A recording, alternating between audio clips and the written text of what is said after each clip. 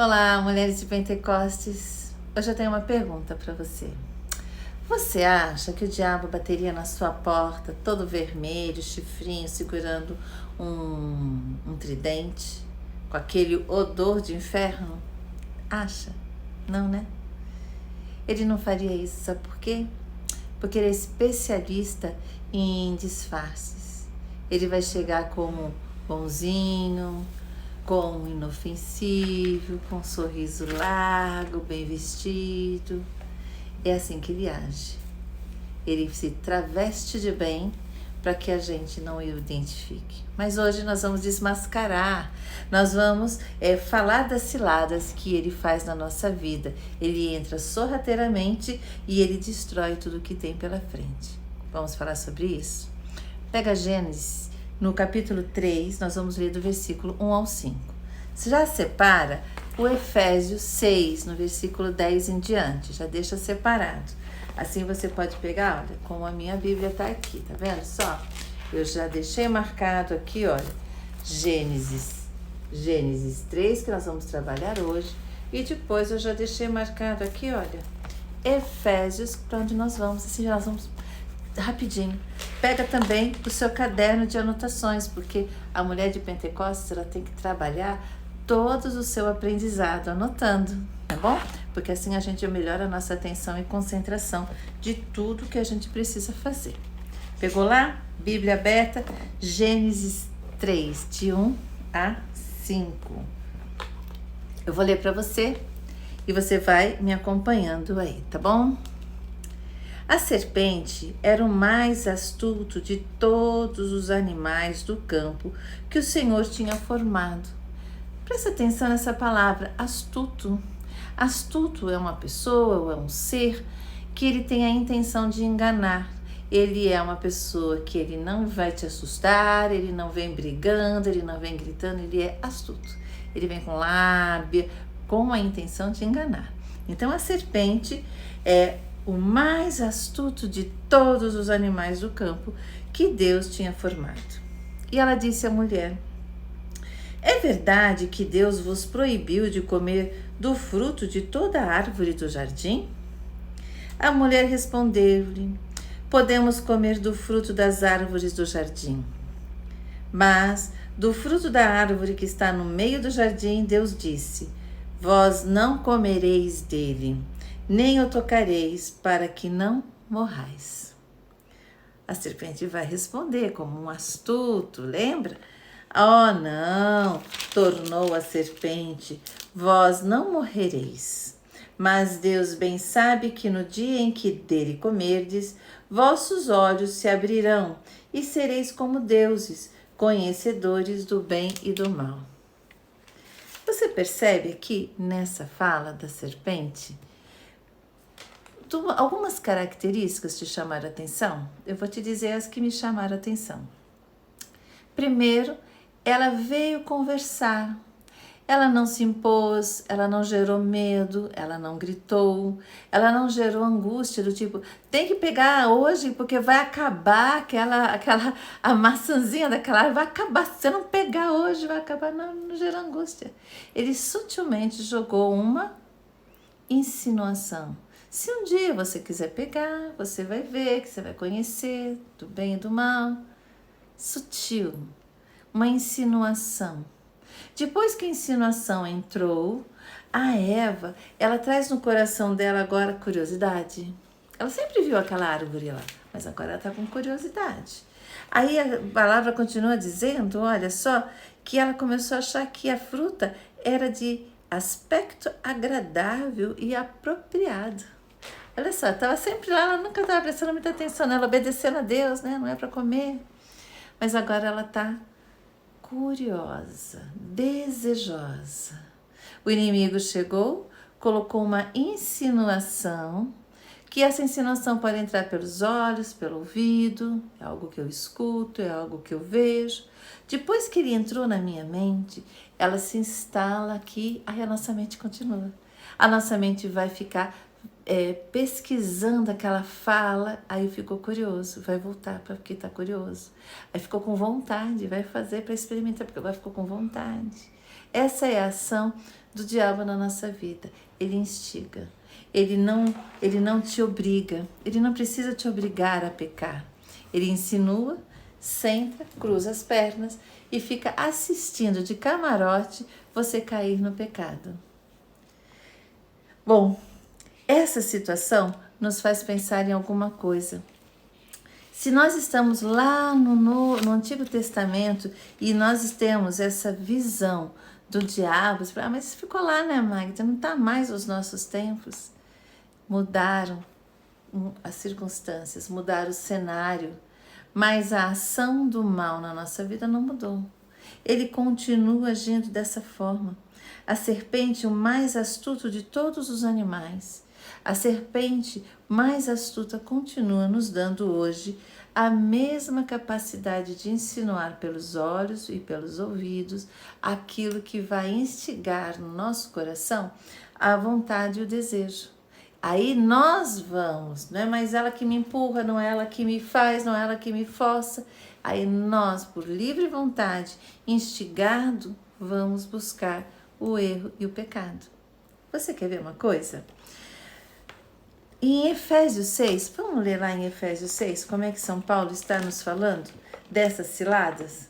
Porque o que acontece? Quando o diabo fala uma insinuação, São Paulo vai chamar que essas tentações ou essas insinuações são ciladas. Veja lá em Efésios 6, versículo 11. Revesti-vos da armadura de Deus para que possais resistir às ciladas do demônio. Viu? A maneira que você tem de resistir a essas ciladas é estar revestido da armadura de Deus.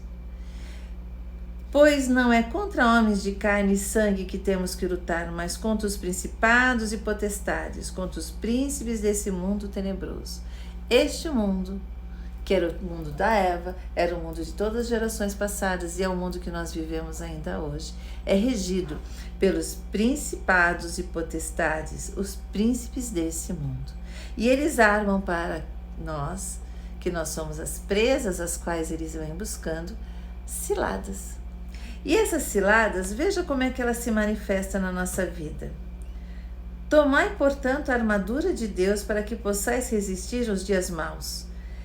Manter-vos inabaláveis no cumprimento do vosso dever. Qual é o seu dever? Qual é o seu dever? Os seus deveres. Para que você possa se manter cumprindo o seu dever de filha de Deus. Qual é o seu dever de filha de Deus?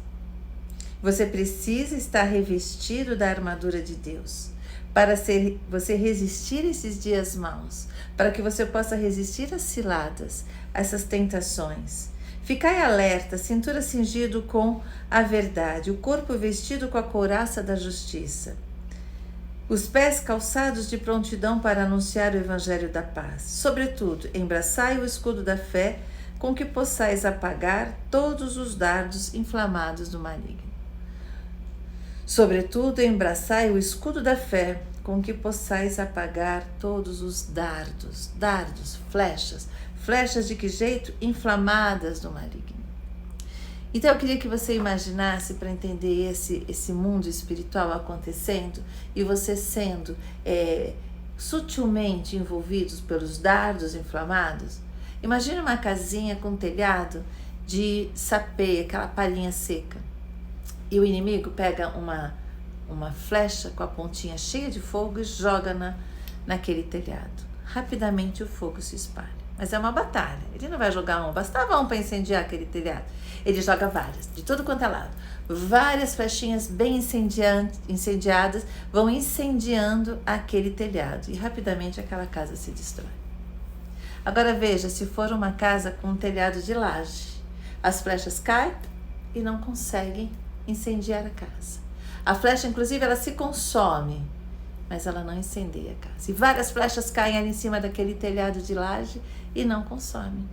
Veja, porque essa metáfora, para nós, é mais próxima do que a da armadura, porque naquela época a armadura do soldado romano era muito visível, era muito conhecida. A metáfora do telhadinho de palha e o telhadinho de laje, para nós, é uma imagem mais próxima, porque naquela época, para Paulo, era muito próximo falar da imagem do soldado romano, com um capacete, com uma couraça, com um escudo, com um sapato, porque essa era uma imagem mais comum para eles.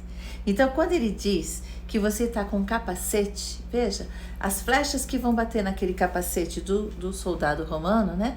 Ele não vai entrar, porque tem um capacete. É isso que São Paulo está nos ensinando. Porque se há uma batalha espiritual, se há insinuações, se é sutil, se vai chegando, chega pelos olhos, chega pelo ouvido, depois que está dentro a gente vai se consumindo, nós precisamos entender que nós temos que ter uma armadura do cristão, para que a gente não se deixe envolver por essas ciladas. Essas ciladas continuam acontecendo no dia de hoje. Você viu a estratégia da serpente? Suave. Acontece assim até os dias de hoje. Ela se esconde nos joguinhos inofensivos, nos sites de fofoca, nos conteúdos pornográficos, nas séries vazias. E quando você vê, você já está presa na teia sutil do mal. E essa teia vai te levando ao vício. Quantas horas nós perdemos com conteúdos que não alimentam a alma? Horas que poderiam ser de oração, de missa, de lexo divina, de rosário, de convivência com pessoas queridas, mas foram roubadas, porque aos poucos nós fomos caindo na fala mansa que diz: só mais um pouquinho, só hoje, só uma distração, só uma fofoquinha, só mais um vídeo, só mais um joguinho. E assim é que o vício se instala. Com cores vibrantes, palavras envolventes, uma promessa de prazer rápido, mas o que esconde é uma alma dependente de dopamina vazia. E o que sobra?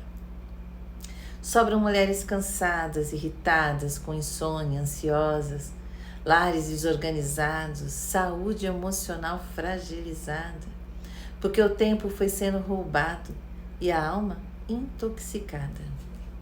Cuidado, mulher de Pentecostes. O inimigo astuto e sutil, ele continua agindo.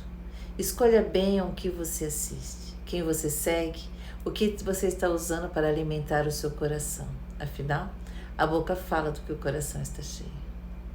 A internet pode ser uma bênção, pode te aproximar de conteúdos edificantes, de homilias, de músicas que elevam a sua alma, mas também pode ser a porta de entrada para ciladas espirituais. Por isso, vigiai e orai. Peça ao Espírito Santo que seja filtro dos seus olhos, dos seus ouvidos, que Maria te cubra com o seu manto e te guie no caminho da santidade. Não negocie o tempo que você deve dedicar a Deus. Então, não se deixe enganar pelos sussurros sutis da serpente. Ela sempre vai te tentar e vai tentar seduzir você pelo que parece inofensivo. Lembre-se, muitas almas se perdem, mas não por grandes quedas, mas por pequenas concessões todos os dias. Por isso, levanta, mulher de Pentecostes, fecha as brechas, guarda o teu coração, escolhe alimentar a tua alma com o que vem de Deus. Que a tua alma e a tua mente seja terra consagrada ao Espírito Santo. Que os teus olhos sejam puros e os teus ouvidos atentos à voz do Senhor. Não aceite ser escrava de distrações que secam a tua fé.